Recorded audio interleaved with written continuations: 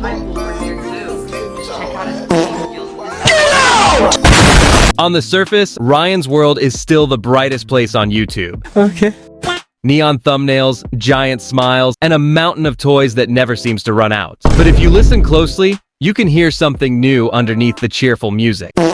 The sound of regulators clearing their throats. No! God, please! Because after a decade of monetized childhood, federal scrutiny is back on the Kaji empire. And this time, the questions are bigger than what's in the box. What's in the box? They're about who's protecting the kid opening it, and whether a billion-dollar brand built on a child's face has finally crossed the line. Stay with me. The receipts are real, the timeline is messy, and the ending might redefine kid content on the entire platform. Oh, shit. Here we go again. Start at the beginning, 2015. A 3-year-old named Ryan opens toys while his parents hit record. Tens of billions of views, tens of millions of subscribers, a balloon in the Macy's Thanksgiving Day parade, toy aisles in Walmart and Target, a Nickelodeon show, a video game, and eventually a feature-length movie. What used to be home videos becomes Sunlight Entertainment, a full production company with staff, schedules, contracts, and a single star at the center. A child who has been on the clock since preschool. People love to call it a family channel. But behind the thumbnails, it's a business, and the product is attention. Especially attention from kids too young to know when they're being sold to. No. Wait. Here's the part most casual viewers missed. 2017, the Children's Advertising Review Unit warns Ryan's parents about unclear sponsorships. The fix? Make the ad obvious. Upfront, audible, child-friendly disclosures. Instead, the channel keeps blending unboxings with paid pitches, and the money prints harder. 2019, watchdogtina.org drops a detailed complaint to the FTC. Their finding is brutal. The vast majority of recent videos contain paid product promotion, and many kids would never realize they were watching an ad. Think fast food tie-ins, toy pushes, show cross promos, all delivered with the same just having fun energy. For a preschooler, there is no line between play and promotion. That's not just sketchy. It's exactly the kind of thing federal law is supposed to stop. Wow. The same year, the FTC fines YouTube/Google $170 million over COPPA violations, collecting data on kids. The Kaji response? A rebrand from Ryan's Toys Review to Ryan's World, and a softer tilt away from the most blatant ads. But the model, life is content, content is commerce, doesn't change. You can update the logo, you can't rewrite the DNA. And the law most people didn't know didn't exist. In old school Hollywood, Coogan laws protect a child's earnings. On YouTube, for years, nothing comparable. A child can generate millions, and his parents legally control it all. Only recently have states started closing the gap. Illinois first, then California and others, forcing a portion of kid influencer income into trust and defining work hour protections. But for most of Ryan's career, the system was a gray zone. Enormous revenue, minimal guardrails, and parents acting as both guardians and bosses. And the business didn't slow down as Ryan got older. It scaled. New channels, new merch, new partnerships. And then something else. More screen time for the twins, Emma and Kate.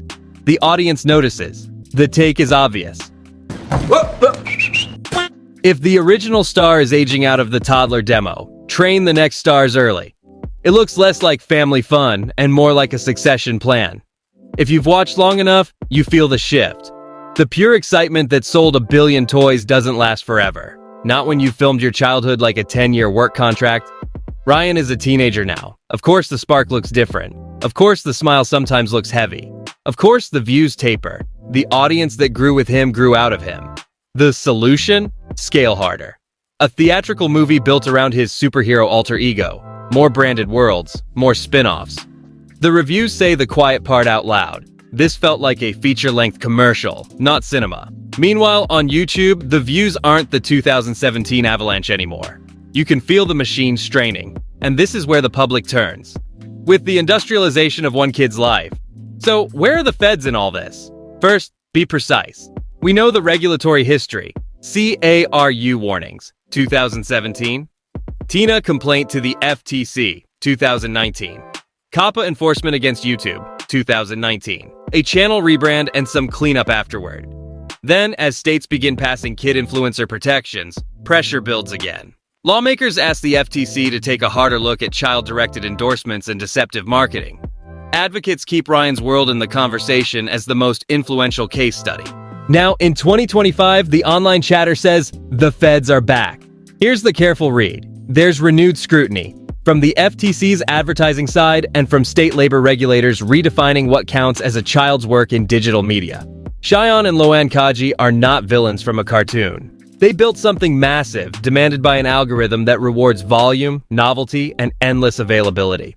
But when mom and dad also run the company, conflicts of interest multiply. Are filming hours set by what's healthy for a teen, or by what's healthy for a release calendar? Are organic moments truly organic, or deliverables aligned with a brand deal? Add a public detail that never helps the optics. In her teens, Ryan's mother Loanne had a shoplifting case and later violated probation, serving a short stint in jail. People can change, and many do. But combine that past with a decade of blurred ads and a corporate layer built on a kid, and the story the public hears is simple: money first. Fair or not, that's the narrative the brand is fighting now. Parents aren't whispering anymore. Pediatricians call out the consumerism spiral baked into unboxing culture. Advocates point to studies. Young children can't reliably distinguish content from advertising. Strip away the headlines, and you're left with a teenager who's been famous longer than he's been free. He's talked about wanting to animate, to make things behind the camera, not always in front of it. That's a glimpse of a kid with his own dreams, not just a brand's roadmap. If the adults here, parents, partners, platforms, regulators, get this right, the win isn't a fine or a viral takedown. The win is Ryan getting his life back on his terms, and his sisters never having to carry the channel like a job. Because if you zoom out, this story isn't just about one family. It's about the first generation of children raised by an algorithm that pays better when you never log off. Maybe federal investigation becomes a headline. Maybe it doesn't. But the scrutiny is here. The laws are catching up, the audience is wiser, the platform is on notice. And the biggest kidfluencer brand on earth is standing at a fork in the road. Path 1, true reform, disclosures kids understand, schedules that respect a childhood, trust funds that protect earnings, and a graceful transition away from filming as the default setting for family life. Path 2, pretend nothing's wrong. Keep the cadence, shift the spotlight to the twins, push the movie merch pipeline, and hope regulators blink. Only one of those paths ages well. Ryan's world taught the internet that a child with a box of toys could move $1 billion. Now it's teaching us something else. What happens when the bill comes due? The laws weren't ready. The parents were learning in public. The platform wanted watch time. And a child did the heavy lifting for all three. So yes, scrutinize the brand. Demand disclosures that children can truly grasp. Force earnings to follow the performer, not the parents. Protect school, sleep, and silence. But don't lose the plot. There's a real kid in the middle of the neon. If this is the reckoning everyone says it is, let it be the one where the industry finally admits the obvious. No view count is worth a childhood, and no empire is too big to do the right thing, especially when its crown was worn by a child.